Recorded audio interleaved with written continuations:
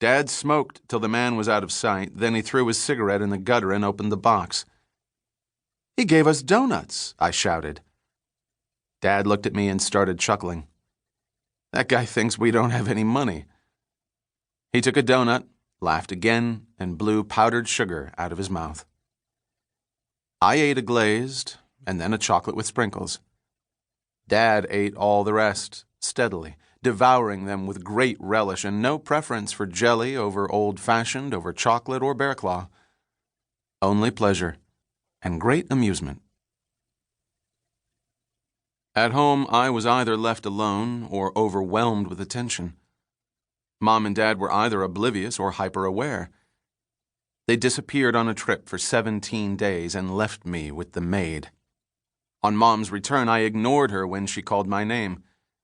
She had my ears examined. They were infected. I needed surgery, tubes installed to drain them. I was 4.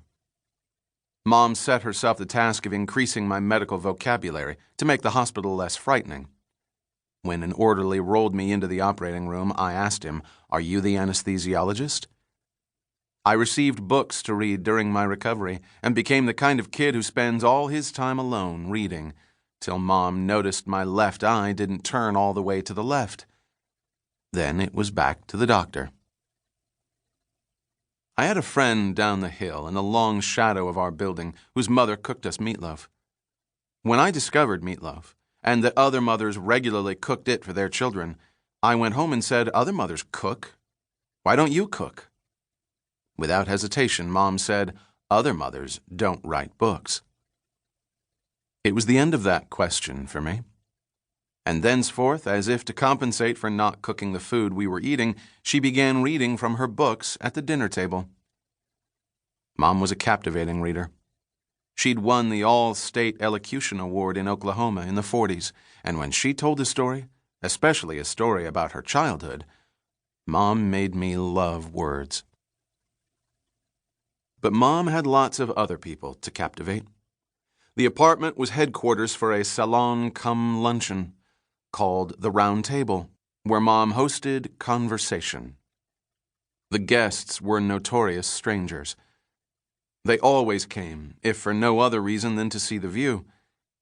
They were union leaders, unionized prostitutes, Alex Haley, Native American secessionists, Agnes Moorehead, radical lesbians, Nobel laureates, Joan Baez, Black Panthers, Dear Abby, an astronaut, Eldridge Cleaver, Jessica Mitford, Gloria Steinem, a Catholic priest, a woman who had murdered her husband, Shirley Temple, a lesbian priest, Betty Friedan, welfare mothers, Werner Erhard, a Soviet ballerina, Daniel Ellsberg, and so on.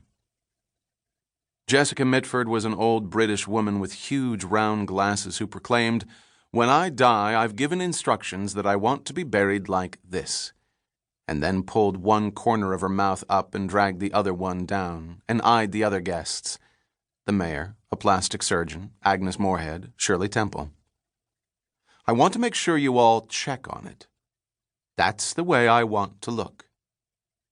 Eldridge Cleaver brought Dad velvet flower-embroidered shorts that had a codpiece hanging down the front. Once I came home from school and no one was in the kitchen. The cook and the housekeeper, in French maids' uniforms, had joined the table for lunch with Betty Friedan and Gloria Steinem.